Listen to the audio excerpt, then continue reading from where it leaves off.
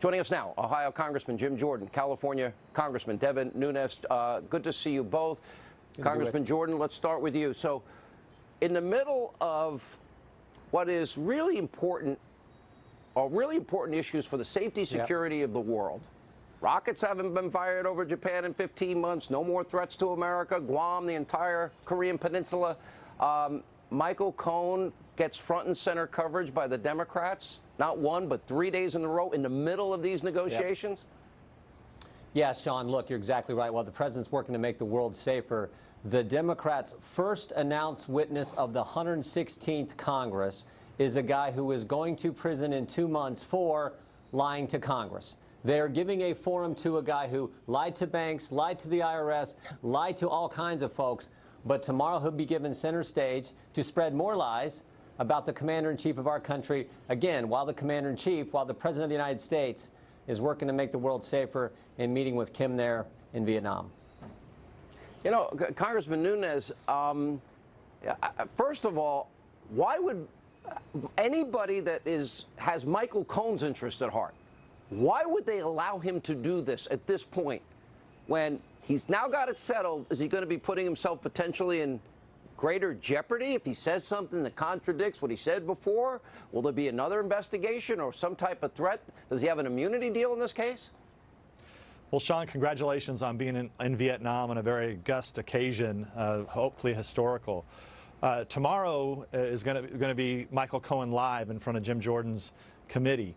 On Thursday, unfortunately, it's going to be behind closed doors in a classified setting. And one of the challenges we have here is we've already had Michael Cohen in. He's been prosecuted. He's been prosecuted for lying to the FBI, pled guilty. Lying to Congress. So why is he testifying behind closed doors to the House Intelligence Committee? This is not a man who has any classified information whatsoever. And what I'm concerned about is that they will twist things around. They'll take things that happen because they'll know what publicly happens tomorrow. And then in our committee, they're going to take what they want and selectively leak. And so we'll be dealing with that problem here on Thursday night, I can guarantee you. Will it be under oath? Yeah, oh yeah, he'll be under oath.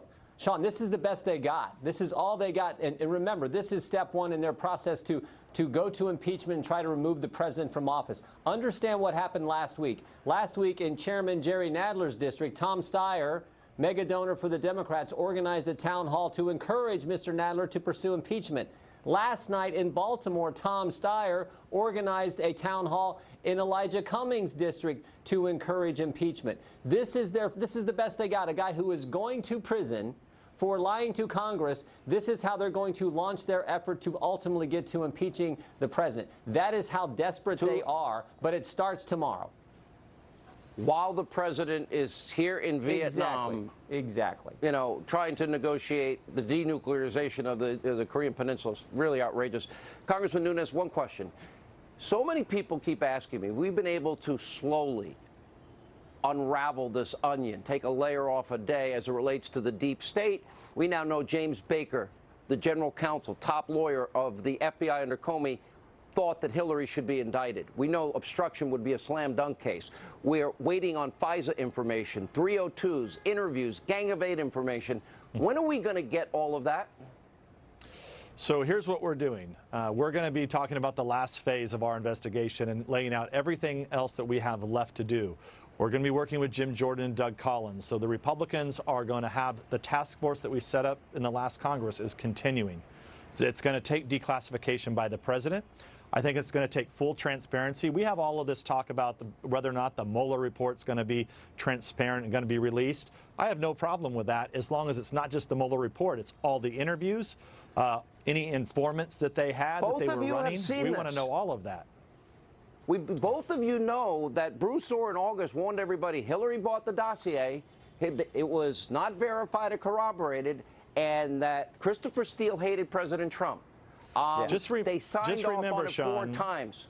Yeah. I just want you to remember, Comey and others have said that it wasn't the dossier, that the dossier only played a small part of that FISA application. It's not what Andrew McCabe said. Without a dossier, no FISA. Right. But remember what I've said. It's bad enough that they've used the dossier. The rest of the crap that they used is even worse, and that's what we want declassified. Yeah. Bruce Orr also talked to Bruce Orr also talked to Andrew Weissman before he got put on the special counsel's team about the bias Christopher Steele had against President Trump when they launched this whole darn thing. Real quick question. Is the Mueller report, you've seen everything, both of you. Do you expect it's going to be anticlimactic and there's no collusion? Do you agree with that assessment, Devin Nunes? Well, I think what you have to see is what the Mueller supporters are continuing to do out there. So they're telegraphing already right now that nothing's going to be in there. Now, look, we know nothing's going to be in there because there was no evidence of collusion and conspiracy. It was ridiculous from the beginning. The only thing they ever had was the information that the Clinton campaign had paid Sean, for. all the way up until the date James Comey is fired, he told us there was still no evidence of any collusion whatsoever. We know there's not going to be any collusion in this final report.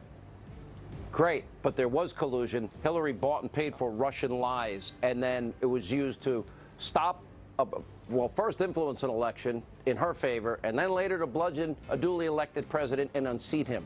Biggest abuse of power scandal ever. Thank you both.